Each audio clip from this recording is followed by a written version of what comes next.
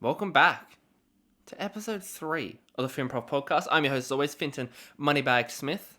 Thank you for joining me. And look, to kick things off, elephant in the room, of course, it's Halloween week. Ooh, spooky, spooky. I was going to do a Halloween episode. I was going to dress up like a ghost or dress up like Dracula. I'm here to suck your blood, I was going to do it. But then I remembered, I don't care about Halloween.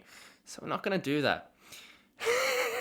Instead, look, let's start things off with a quick reflection of last week's episode. There was a part there where I talked about, a bit of a burden of mine, something that sort of literally weighs heavy on me.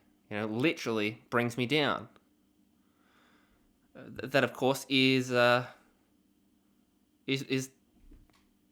I'm sitting on right now. This asset, asset burden, however you want to look at it. This thing, it's caused me joy, it's caused me pain. Of course, I'm talking about my extraordinaire derriere, my rear end, the Irwin bum, as we call it. I mean, I'm blessed, I'm cursed, whatever you want to say. I'm thick, I'm chunky, I got some cushion back there, I got padding. I fall down, I'll bounce back up. I will bounce back up. Cats land on all four. I just land on that thing and jumping house. Which is interesting because, look, I was a bit negative on it, last episode. I was talking about how it was a bit of a burden, how it, it made me scared to wear swimmers, because I know they're staring, and I said, if I grew up in the Gold Coast as a white woman, maybe my life would be different, but, that's for another time. Because while I might be making that sweet, sweet internet cash in that reality, in this one, this thing actually saved my life. Yeah, that's right. You heard me right. And that's no exaggeration. Being a thick bitch saved my life. I'll tell you the story. Right, picture me, circa 2001, 2002. I was a 2-year-old boy. I was a boy. I was 2 years old, I grew up in the 90s, for God's sakes, I was used to danger. I grew up in the most fun you could have as a little boy, the 90s, 99, October 99. But I was a 90s kid, for God's sakes. So I was tough, I was street smart, not like these kids nowadays. But you push them over, they're not bouncing back up, tell you that much. I learned that at summer camp. Oh, they just cause a stink. They just cause a bloody stink. Anyway, I was 2 years old, playing some hide and seek with my sister. She's a few years older than me, unsupervised, because again, I was a tough kid. I'm just running around in my diapers, minding my own damn business. I don't need no one to hold my hand when I'm playing hide and seek. I'm a grown ass little boy. I can do it. And there we are playing. Parents are out the back having a barbecue or something, I'm safe, I'm sound. And when I poop, it's not hitting the ground because I'm in a diaper. So, we're playing in the house, playing in the lounge room, going around, Can't quite remember, but I can only assume I was doing quite well. I am quite stealthy. The only part that lets me down there is now, pretty much every second step I take, my ankles crack. So, would I be the best sniper? I don't know, but that's not the topic of discussion. The topic of discussion is me playing hide and seek, right? And I was hiding behind a lounge, and we had a windows behind the lounge. And the windows, they were closed, again. The story goes, they were closed. But so there I am. I'm hiding. I'm behind the lounge, sort of leaning against the windowsill. As the story goes, I fell. I somehow fell. I don't know how you fall through the window, as a 2-year-old boy, and when it's partially closed, I don't know. I'm not pointing the finger, but I fell out the window. 2 stories. 2 stories, not one, but 2 stories. Out the window. To what should have been my death. Onto the not onto grass. No, we're talking concrete driveway. Sloped concrete driveway. Honestly, I should have died. 2 stories out as a 2-year-old boy, out the window, nothing but a diaper. Sister, I claim foul play. I can't prove it, but I claim foul play. Anyway, the guilt got to her because she runs screaming, tells her parents. She thinks she's killed her baby brother. She thinks she's killed me. They come out there. Who's sitting peacefully in the driveway in their own little tushy? Yeah, that's right. Moneybags over here. Not a scratch. 2 stories out a window. In nothing but a diaper. There I am, sitting twiddling my thumbs in my diaper, perfectly safe. If that was anyone else, they would be dead right now. So, this damn thing back here, it gets me in trouble, but sometimes it gets me out of it. So, do I feel confident wearing swimmers? I certainly don't. I certainly don't. But do I feel confident that if I jumped out my window right now, they say bend your knees. I just lie with my legs completely straight out in a sitting position, because if it's done it once, you can do it again. Anyway, that brings me to my next point. Point? Yeah. More like, what's the point? What's the point returns. What are we talking about this time? What's the point? Well, if you've missed last week's episode, what's the point is the segment, theme song, TBA, because theme song TBA. What's the point? It's the segment of the show where I find something that I just don't understand. I'm not necessarily angered by it. I'm not necessarily upset by it. I'm just confused. I don't see the point. I'm quite a logical person. I don't see the point in it. I'm perplexed. You, the audience, the listener, write in, call in, send me a message, send me a kiss, send me a letter, send me a raven with your note. If you disagree, if you agree, let me know. Give me your thoughts. Explain it to me. Don't explain it to me. Agree with me. Tell me I'm the best. Tell me you'll send me diapers so I can recreate what happened 20 years ago. But what's the point today? Well, expert reviews. Expert reviews. Those series, I see them on YouTube all the time. I've watched one. But the ones where it's like on, I don't know what the sites are called, but they come across and it's like expert reviews or former card shark Sorry, I'm so confused I can't even get the damn words out. That's a good thing, it's improvised, but I did write some down. Look at this. I just Googled on YouTube, I just searched expert reviews. That's all I viewed. And I'll read you some that come up, and you tell me if you've seen any of these. Casino cheating expert reviews card counting and casino scams from movies. That sounds interesting. Ancient warfare expert rates battle tactics in movies. Accent expert reviews accents in 12 films and movies. We've got a presidential historian expert reviewing presidents in, you guessed it, movies. We've got a disease expert, a money laundering expert, a sword master.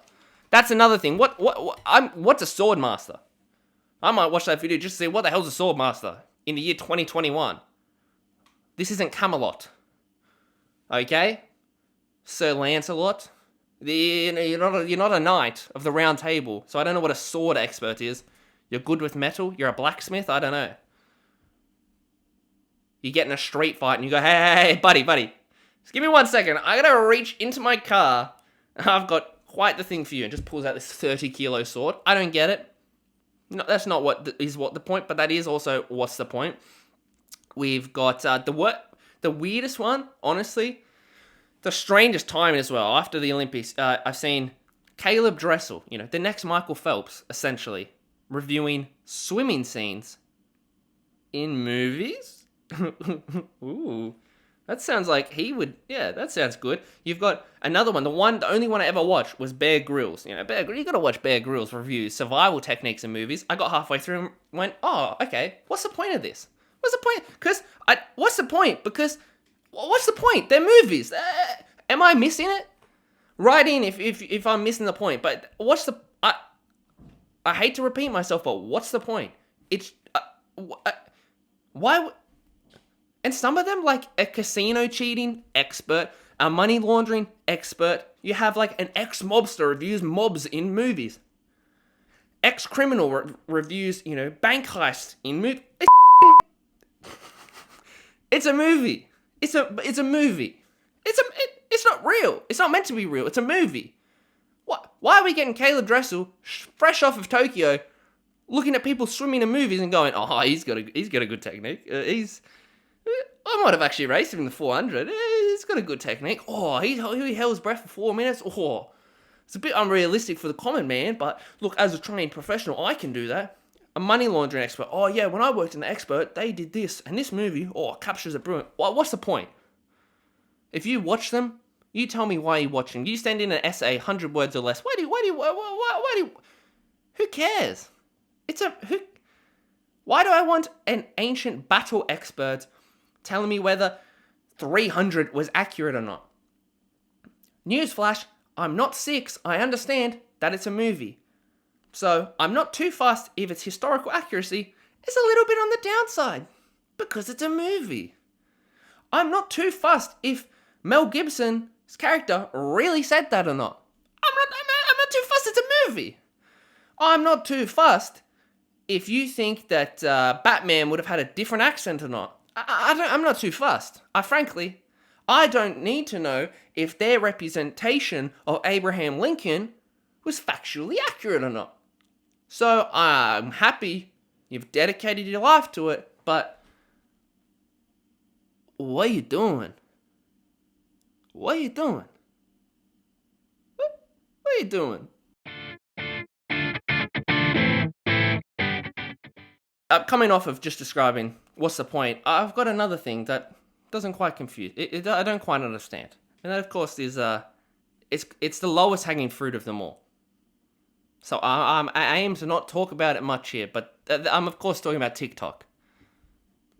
I don't understand it. I never have. I never will. I've tried. I eventually I was doing Finprov. Check it out. And I started TikTok. I did 3 videos. I went, if I can transfer these impressions of inanimate objects, which no one does. Who does that? It's pretty easy to do an Arnold Schwarzenegger impression. He's not a tumor. Come on, It's not that hard. It's not that hard to go, put on like a towel on your head and go, look at me, I'm my mother. Do the dishes. When your mum comes in and your mum pulls in the driveway and you've forgot to pull the chicken out of the freezer. Oh no, then you rushing out of the room and you're putting the chicken in the sink and the hot water and you've got a fan on it and you're just like, please heat up. Mum's gonna be so angry. I love the originality and the creativity. What a crazy, unique thought. Never popped into my mind, but congratulations. But when I did it, I only lasted 3 videos. And in the 3 videos, I got 1 comment. 1 comment. And that comment confirmed everything I need to know about the app, and then I deleted it. Haven't been on since, right? That comment was, I was doing Furniture Week. I was doing Appliance Week, sorry. Well, I was doing impressions of appliances. I'd done a fridge. A fridge freezer. Who's done a fridge freezer? I've done a fridge freezer. You show me one other person that's done an impression of a fridge freezer. I'll wait. Or a microwave. Did that as well. And I did another thing. I did an air fryer. You show me someone who does an air fryer. Finpressionist does. That's why I'm different. I'm Finpressionist. But anyway, I got 1 comment when I said, give me another appliance. And you know what they said? I quote, 2 words. All I need to know about TikTok. Do woman. Do woman. I don't know if you're hearing me right. I'll get him real close. Do woman. That was it. I saw that comment, went, okay, I've had enough of this app, deleted it, never uploaded another video. Now, the other day, I went back on because I was thinking of ideas. And I was bored, I was curious. I went on, just Googled it, just searched on the internet, just on the web, not on the app, because, who's got time for that? 10 minutes. 10 minutes was all it took. That's it. That's all it took. And just ruined my day. It ruined my day. Because some of the things I saw are things that I hoped had been long gone, long forgotten about, dead and buried. But they're not. And 10 minutes. 10 minutes. What am I talking about? One of them is the Aussie TikTok. The Aussie scenarios. You grew up in Aussie schools when, you went to an Australian high school. You're Australian when. No, I don't. I think of myself as Australian, probably because I've lived here for my entire life. But I don't know if I relate with you, Jessica. I don't know if the nap plan had that big of an impact on me as it did you. I don't know if magpie season is, oh no, I hate that. Guys, my entire life I've been swooped one time. And that one time was when I wasn't by myself. So I blame that on her bad energy. That's all it is. Every time I go past the magpies, give them a wave. I say hello. I say, you look very handsome today. I give them a little, you know. I give my attempt at making noises. Maybe I'm mocking them. But they never seem to be angry at me. They always leave me alone. I can feed them right out of my hand. The other day, sitting in the picnic, in the botanical gardens, one, literally, this big boy right in front of me. Just right at my feet. Partner, she's freaking out. She's terrified of birds. I'm going, just settle your kettle here. I've got this. He's staunching me. And I just, ever so calmly, pick up a chippy. I say, you take this, young man. You look like you need it. I know we're in your park. You've got a very, very nice coat. And I'm sure you get all the ladies, all the gentlemen, whatever's your preference, or both. Ma'am, sir, lord. Here you go. Right at my hand. Flew off. Didn't see him again until he came back. Of course, poor timing. Poor timing comes at the end. And then, it's a bit embarrassing then having to go to champion. Look, we had our fun, but I'm with someone. We can't be doing this, okay? You missed your chance. And he accepted it. He took it like a champion, and he walked off. He did that little jump thing that they do. It's very cute. But you give bad energy. So, and they're protecting things. Like, the one time I did get swooped, it was in a graveyard. He's protecting the souls. I can't be angry at that. So, I don't understand that. That chick, she talked about the nap plan. How, like, the nap plan essentially ruined her life. Sweetheart, it sounds like you didn't do too well in it anyway, so I don't know what you're too concerned about. If you didn't realize it was for nothing when you were there, well, kind of says more about you than it does the actual test. Okay? Another one is, like, you went to an Australian swimming carnival when... And it's all just stuff, and I'm sitting there and I go, I don't remember that. Or, the worst ones, they do that stupid, like, if you just listen on audio, the stupid, what is it? Coconut, crack. That sort of thing with the hands, and it's like, do you have to do, it's like, things I get asked as Australian, it's like, well, to be honest, I don't think you get asked these. I don't think you get asked, oh, do you really ride kangaroos in Australia? And then, of course, I'm sitting there, I'm saying, oh, no, like, we don't. I have a Ford, like, we don't, that's just a joke, we just tell silly Americans, but then she's like, oh, yeah, but you've got to make sure you get your kangaroo license. I'm like, where'd you get that? I didn't get my I've never heard of that, a kangaroo license. Oh, gee willikers, those bloody Yanks are going to be so confused. It got me. And then it's like, in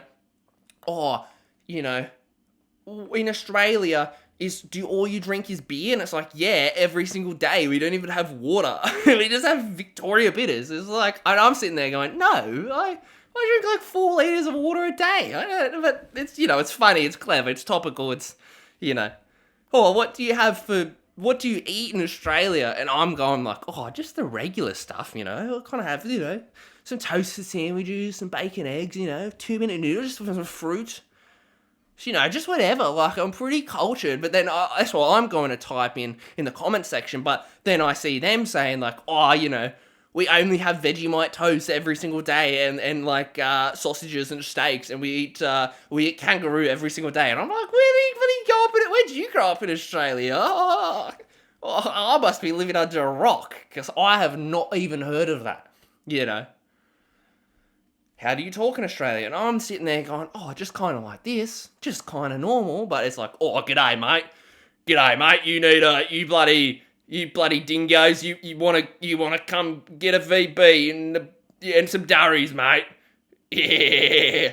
I'm like, oh man, I don't remember that, but maybe it did. So I don't quite understand that. Another thing, I thought this thing was dead in 2014. Apparently not. The pranksters, the comedians, where it's like the whole skit is, right, picture me walking behind, always, two pretty women who, I mean, they're clearly in on it, but the viewer, you're not supposed to know. You're not supposed to know that they've just been paid $50, 2 minutes before. You're not. So we just pretend like we don't know that. But I'm walking behind two pretty ladies, and I'm going, oh, but they're coming towards me. Sorry, they're coming towards me, and I'm walking to them, right? And it's like, oh, look at those melons. Oh, they're so big and juicy. Where'd you get? Can I have a squeeze? And she's turning around to go slap me. She's gonna be like, oh, excuse me, do not talk about women like that. But then, of course, as she turns around, he's not talking to her. Sweetheart, don't flatter yourself. He's talking to this other guy who's walking around with 6 watermelons. And he's like, oh, yeah, I got them at the grocery store. Just have a squeeze. And then she is there, like, looking like an absolute fool because she's like, oh, I thought you were talking about me, but you're talking about this guy and his watermelon. Oh, it's so funny. If you don't get it, it's, that's probably, it's a bit over your head. I can explain it to you if you want, but you probably wouldn't get it. I saw a fresh one. I thought that was Deb. No, bloke on the escalator, in the mall. He's behind 2 guys. They're just minding their own business. Like, oh, I'm definitely not on camera now. Or I'm not sure of what's happening. And this guy's on the phone, and he's like, oh, yeah, man, I ran out of milk, so I wanted cereal. I just milked Grandma. Yeah, it tasted a bit funny. I just milked Grandma. And I'm sitting there absolutely flabbergasted at home. I'm like, geez Louise, he did not say milking Grandma. Oh, pewee, that's disgusting. Yuck. And they're looking, he grabs his friend. He's like, oh, mate, did you just hear that? Oh, yuck. And that's it. It's pretty funny. It was pretty funny. So, yeah, it's pretty funny. So, again, if you don't get it, I can explain it to you, but it's so funny. And you as the viewer, you're sitting there just, you're like, you do deserve your 4 million views because that is funny. It's original, The other super original thing is the reaction videos, but it's not an actual reaction video because, the ones where it's like, it's some shitty, 30-second clip that no one cares about. Oh, it's a young girl with an Among Us backpack. Now, as a wannabe comedian, I'm sitting there just going, this is right for parody. This is, I wonder, but I'm lost. I'm like, what would I say in this scenario? I'm like, that's a cool backpack. I could go, do I make fun of it? Do I make a funny joke? Do I go, where's your mum? I'll go, hopefully you're not the imposter. Something funny along those lines. I'm not quite at that level. But then I see a reaction video where it's the classic reaction video where they have the Apple earphones and they have the microphone on the cord, and they always put it right into their mouth like this, and it's just their head. And so when it sounds like, just a quick warning, 1, 2, 3, it sounds like this the whole time because they put it in their mic, and they're like, oh, I've seen the video, and I don't get that. I'm not quite in the trend that bad audio makes things funny, but anyway, I'm sitting there going, this bloke is just in a dark room in a wife beater. He's got the Apple headphones. He's way too close to the mic. He's got the beanie on. He's got the mic right in his hand, so he's gonna sound like this. So I already know it's gonna be hilarious. I already know it's gonna be drop dead hilarious. Anyway, again, I'm sitting there thinking, what could he possibly say? But he does this, and he goes, oh, well, that's such a cool backpack. I know if you were 14, you're gonna be absolutely dripped out, but that's a pretty lame backpack. You're gonna be looking back at that, and that's not funny. And that's good for 1 million views. It's the angry reaction. And I'm sitting there going, I'm going to write every single word you just said down because that is gold. It is bloody gold. It's gold. I do a couple of fatty Vordens with it. That's gold. Gold. I love those reaction videos where it's just they're just saying exactly what happens in the video, but they just do it in a really loud voice, and it's like it's funny. The Stephen A. Smith. That's what I call him. Or then the guy who's the biggest TikToker in the world, and he just does the really obvious things, and he just does the no reaction. I mean, hats off to him. I don't understand, It's a bit too clever for me. I'm always sitting there going, well, I can see the point in this DIY. And then, when the guy spends 50 minutes, getting these special treads for his bike to push it through the woods because he can't get traction. I'm sitting there and I'm stumped. I'm like, I would not know what I would do. I'd probably call a taxi, an Uber. Or I'd call my dad. He's got a ute. I'd go, Papa, I'm stuck. I'm stuck. And that guy gets the traction because he's a very clever man. But then this bloke, he's looking and he's like, you dunce. all you got to do is pick the bike up. I'm like, where? I honestly, thank God I saw that, because if I'm ever in that situation, I would panic. I wouldn't know what to do. So, that's also pretty clever. It's pretty clever.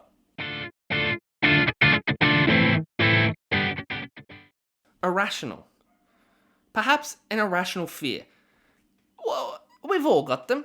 You know those things that you're afraid of, and you honestly, you cannot explain why you're afraid of them. You don't know. When I first bought my budgie smugglers, we've already talked about the insecurity, because it's, I got the physique every woman dreams of. But as a straight male, I can only use it for certain things, and those certain things are, of course, power and showing off. I did a slut drop at my formal, and what happened was all that weight and pressure actually split my pants. Parents weren't very happy. Best night of my life. Best night of my life. I felt like a king. I saw a video of a bloke doing it, and he made the mistake of going commando. Four drops back. And the old meat and potatoes were just straight out. I didn't make that mistake. So you get a freebie every now and then. But an irrational fear I have is, right, I'm 22 now. For my 21st, I got a lottery ticket. I got 2 lottery tickets, actually. You beauty. I could be sitting here right now a millionaire.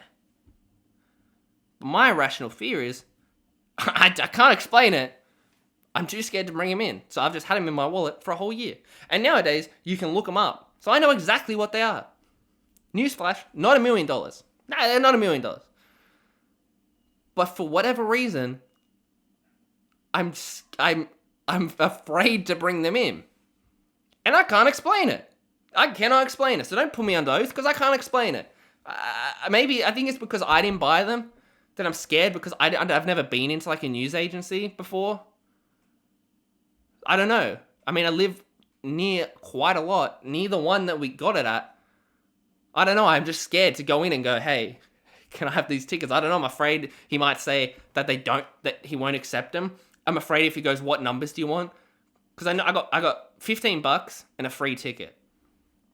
So if you rob me, that's all that's up for grabs. $15 or $14.95 actually, and a free ticket. I don't know why I'm afraid. I honestly, it's perplexing. It's hilarious. I'm afraid to bring in the goddamn lottery tickets, even though I know exactly how much is on them. Then it makes me think, if there was $1 million on them, I would honestly do the exact same thing. I'd be too afraid to get it in, and then I'd wait 5 years, and they'd go, oh yeah, sorry, it's expired. So if anyone wants to be my father, essentially, go to the news agency with me. I'll give you half. I'll give you half of whatever we win on the new ticket, because it's a real irrational fear of mine. Let me know any of yours, because I can't explain it. I know what's on them, but because I've never been into it, I'm too afraid to go in. I'm also that type of person, when you go to a restaurant. I went to a restaurant once, and I got a burger. You think it's a freaking cheeseburger. It's a burger and fries. You can't mess that up. Well, they somehow did, because after the worst service ever, an hour later, I get a burger that's still frozen in the middle and blue. Do you think I returned it? Absolutely not. Do you think I complained? Absolutely not. Did I just try to eat around it, eat a few fries, and then leave and pay for it? You bet your ass I did. Because I was too afraid to tell them, I don't like this. I'm also too afraid, I mentioned it before, I pass into hospitals. That's an irrational fear. I'm not afraid of the pain. I'm not afraid of the blood. But for whatever reason, if someone tells me that I'm hurt in a way that I already know I'm hurt with, I'll pass out.